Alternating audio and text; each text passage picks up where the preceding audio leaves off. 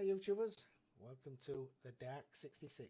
This is a new cryptozoology channel, ufology, paranormal, big cats, anything strange. I'll try and cover it as best I can. Anyway, my name is Colin Keelty. Like I say, this is the Dark 66. I thought I'd start a new channel up. I've been working sort of like in the dark really. I've just been doing my own thing. I have been pestered a few times where I put some videos up on YouTube, so I thought, well, I'll give it a go. I've just done a little introduction, as you see on my channel. But I went out last night. I went up to Bempton Cliffs. I don't know if anybody knows where that is. It's on the east coast of the UK. It's been called everything from the Yorkshire Triangle to Skinwalker, Yorkshire. So it is a strange place, and to be honest, we've had a lot of reports, me and Paul, from around there, from Danesdyke all the way up to Flamborough, all covering that massive area really. Everything from cliff anglers, which are sea fishermen, to military. We've had military, well, Paul has had a couple of military guys contact him. But anyway, that's Paul's story. But anyway, before I go any further, I'm just going to quickly tell you who I was with last night and what the video is really about. I didn't really intend to make any videos last night, so the videos only must be about 5 minutes long, if that. But anyway, I went up to Bempton with Paul. Bob Brown went up there. If anybody knows Bob Brown, he's like Paul Sinclair's sidekick. He's a radio presenter. And I took a gentleman up with me. He's been nagging me, must be for over a year now. Can I come out and do some investigations with you? And I keep saying yeah, and I don't mind anybody with me really. And keep asking him the odd occasions, but he has family problems. So eventually he got there last night, which was nice to see him. A guy called Nigel, Logan, and he's the one with the blue hair. The reason he's got a blue hair, he's got a special needs daughter, and she wanted to dye somebody's hair, and he becomes a guinea pig. I'm cutting that story there, and that's it. But anyway, last night we got there and I started videoing. Paul says, "You're going to start making a video?" And I thought, alright then, so I got my phone out and started videoing. Anyway, just as I was videoing, you'll hear in the background the Bob Brown's got an EMF meter. I might have said that wrong, to be honest. And these meters detect like magnetism in the earth, any electrical fields, and it just shut off the scale. So you'll hear everybody screaming and jumping with joy really, and we found out it was mine and Paul's. We have walkie-talkies in case we split up to cover more ground. It's an handy piece of kit, to be honest, having walkie-talkies, and it was them that set it off, so, you know, false alarm. Anyway, Zemo has asked, who really am I and what is my involvement in the UK dogmen? So, okay, thanks for contacting me, Zemo. I think I've said your name right. If I haven't, like I say, I do apologise. Anyway, like I say, I got into this at an early age. I saw something when I was 11 years old. It was huge. It had a mane. It was following me, to be honest. It was pitch black on the cliffs. We've been playing with some friends. I had to be home for my tea. It was 1977, so I was 11 years old. I heard this growling. I thought it was my mates messing about, and when I turned down, this huge dog there, scare across its eye, scare across its nose. I've never seen anything like it, and I thought I knew dog breeds, and this was just huge. Luckily I was near the camp. It's long gone in the sea now. But there was a north campsite, and I managed to, there was 2 posts, fencing posts, and it just squeezed through, and this dog couldn't even get through because it's so big. My father always told me never to be scared of dogs, and I'm going, come on, bye, I'm off, like, and someone's got me out of this caravan. I ran like heck. I told my father, and he says that's probably one from the scrapyard. Got out. There's a scrapyard up the road. It's long gone now as well. So I let it go. Anyway, about a year later, I went to see a friend in Winswell, which is about 5 miles out of Widnesey on the Hull Road. And I got punched on my bike, so I ended up leaving my bike at my friend's, and I was walking home, and I'd just be about half a mile so before the main road junction where England's Hill is, if anybody knows Widnesey, where the big cemetery is.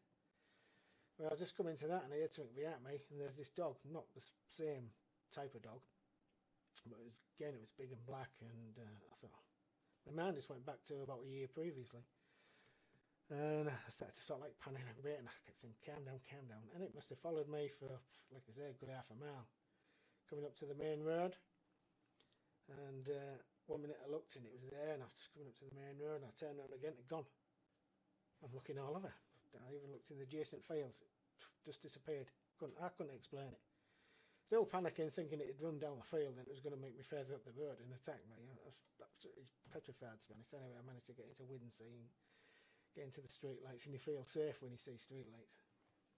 But anyway, going on, I'd seen several things over the years, and I had well, as far as I'm concerned, it's a dogman account in October 1990 up a place just outside Hornsey called Hatfield.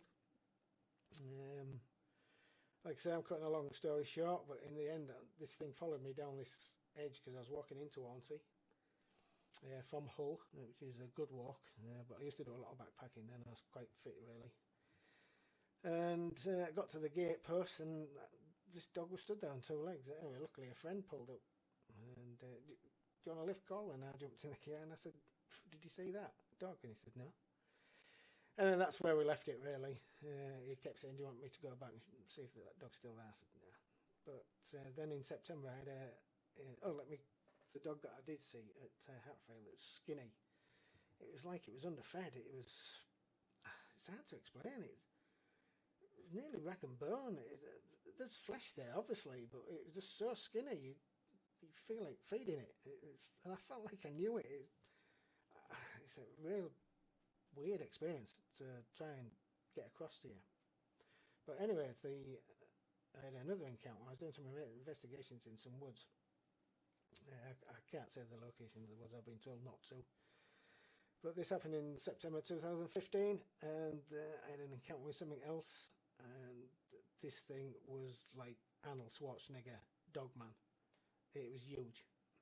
You could see it rippling and muscles, and I just got out there.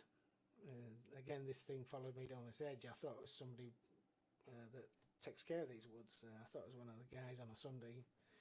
But I got told by the owner that nobody works on a Sunday, and I didn't tell him what I saw. But and then ever since sort of like them years, but I mean long before that, I started investigation. So that's where I am. I've interviewed a lot of people from a magistrate, policeman. I've interviewed poachers, anglers, boatmen, all sorts of people, walks of life. Like you say, and I'm sure a lot of people around Britain that are watching this in the US or all the way around the world, no matter where you are, you're having an encounter of something.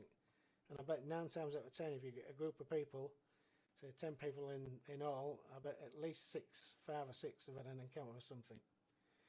So a lot of people don't report because they're reading McCule and they don't want the Mickey being taken out of. I've gone to lots of interviews and that's what they've told me. The reason they haven't said anything because they've been basically took the Mickey out of, which is daft, really. I know there's fairy tales and all like that, but fairy tales are true, I think. But that's my opinion. They've got to start somewhere. Anyway, it's me rattling on. So that's I don't know if that's answered your questions, Zemo, but that's who I am. And like I say, I got into it at an early age, and I've never looked back.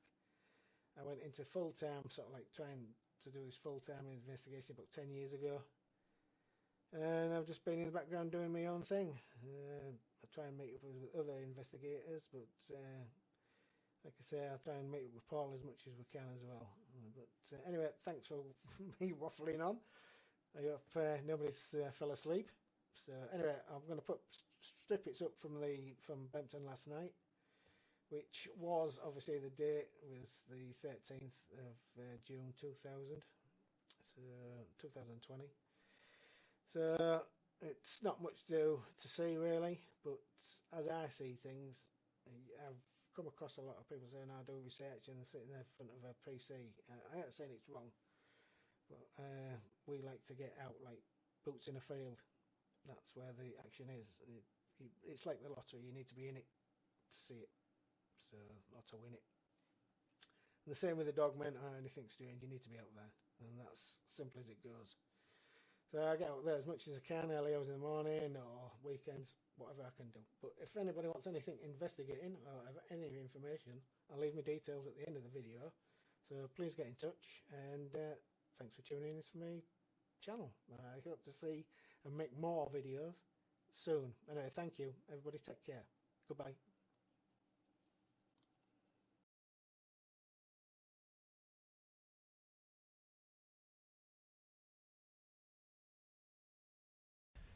Hi YouTubers, here I am at Bempton with Paul Sinclair, Bob Brown and Nigel Logan.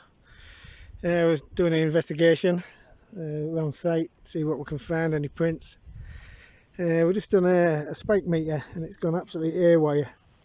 Obviously Paul will tell you more about that on another chat thing, but anyway, this is me for now. Filming. Here we are at Bempton. Paul Sinclair. Hello. Nigel Logan in front. Hello. He's the one with the blue hair, by the way. But we're just doing a bit of investigation. Just having a wander. We're going down to a pond, a local pond, where we had tracks from there before. So anyway, we might be hopeful, might find something worth writing about, but we'll see. These are the kind of things you've got to do. Look at weather conditions. Terrible, isn't it, Paul? They're absolutely terrible. And we don't expect finding out, but if we're not out here, we're not going to find anything, are we? So, well, you've got to be in it to win it. So we'll give it a go. It'll be dark soon, but looks of things. So yeah, it's as you can see, pretty bleak. Heavy mist coming in. And as Colin knows, and as Nigel knows, whatever it is that people are seeing, it's pretty infrequent, but we're not going to see anything unless we get out here or experience out. So let's just keep going. Yes, see what we get. Well, I wish the viewers could feel this pain, but I've got some real thin summer trousers on and there's a lot of thistles about and nettles. But this is the stuff that we endure to do our passion.